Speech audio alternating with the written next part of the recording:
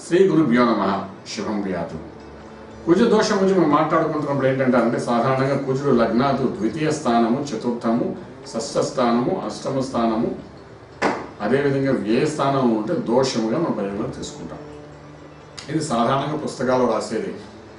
కానీ కొన్ని లగ్నాలకి ఆ దోషమే లేనప్పుడు అందే స్థానాన్ని బట్టి కూడా మనకు కొంతవరకు వ్యవహారం నడుస్తుంది.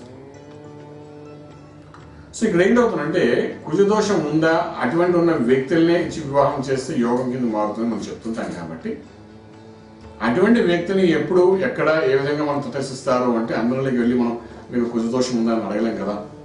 అంచేత మనకు దోషం ఉంది అని ఒక విశేషమైన స్థితి మనకు కన్ఫర్మ్ అయిన తర్వాత ఆ దోష నివృత్తి కనుక కాకుండా అటువంటి దోషం ఉన్న వ్యక్తితో వివాహం జరగడం కోసం చేసే ప్రక్రియలో భాగంగానే మనం దోష నివారణ చేసుకుంటాం అన్నమాట. ఇక్కడ నివారణ చేసుకోవడం అంటే దోషాన్ని నివృత్తి చేసుకోవడం కాదు. ఇటువంటి దోషం ఉన్న అంటే సంకల్పంలో ఇటువంటి దోషం ఉన్న వ్యక్తి, అది ఆడపిల్లైతే మగవాడు, మగపిల్లడైతే స్త్రీ, అటువంటి స్త్రీ వైవాహిక జీవితంలో భాగస్వామిగా రావాలనే ఒక సంకల్పంతో చేసే పూజే ఆ పూజకి సంబంధించిన దోష నివృత్తి పూజ చేస్తుంటాం మనం. అలా చేసినప్పుడు అంటే దోషాన్ని నివృత్తి అవ్వదు, కానీ అటువంటి సమతుల్యమైన జాతకం రావడానికి అవకాశం ఉంటుంది. పూజ అయిన తర్వాత 40 రోజుల్లో దానికి ఫలితం కనబడే అవకాశం ఉంటుంది. అలా వచ్చిన జాతకాల్లో ఏది మ్యాచ్ అవుతుందో జాగ్రత్త చూసుకుని వివాహం చేసినప్పుడు ఈ రెండు దోషాలు కలిసి ఒక యోగంగా, అంటే మనకు మ్యాథమెటిక్ క్యాలిక్యులేషన్ చెప్తారు 2 - = 1+ అంటారు కదా. అలా ఈ రెండు దోషాలు కలిపి ఒక యోగం కింద మారిపోతుంది. ఎప్పుడైతే యోగం కింద మారుతుందో వాళ్ళిద్దరు మటుకు జీవితకాలంలో ఎటువంటి ఇబ్బంది లేకుండా సుఖమైన సంసారం ఎదుర్కొంటూ చక్కటి రాజమార్గంలో రాజయోగం పొందడానికి అవకాశం ఉంటుంది.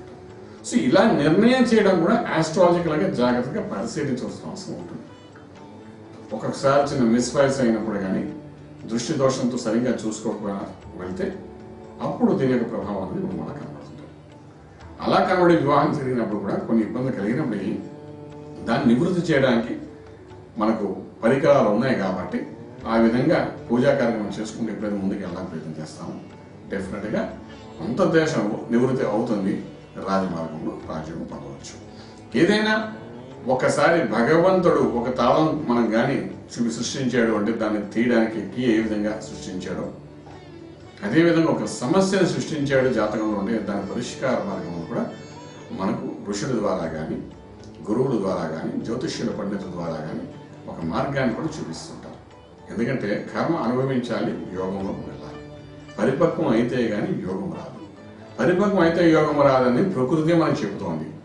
ఒక చెట్టు ఉంది, చెట్టులో మనకు పింఛ కనబడుతుంది, పువ్వు పింఛ పడుతుంది, తర్వాత కాయ కింద అవుతుంది, కాయ తర్వాత పండు అవుతుంది, పండు అయిన తర్వాతే మన తినడానికి ఉపయోగపడుతుంది.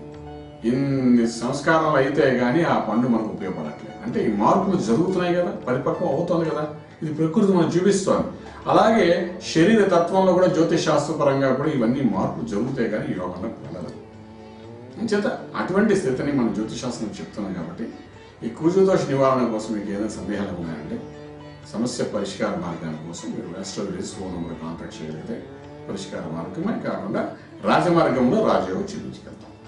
శుభం వ్యాధి. పూర్తి వివరాలకు సంప్రదించండి Shri Vedamata Gayatri Jyotishalayam, Brahmashri Mantha Suryanarayana Sharma, lake view apartments, 4th floor, Chitrapuri colony, Khajaguda, Delhi public school పక్కన, నానక్రామ్గూడ, హైదరాబాద్ 5,08,000. Phone number 8885559147, 8885559148, 9704470001, 9704470002.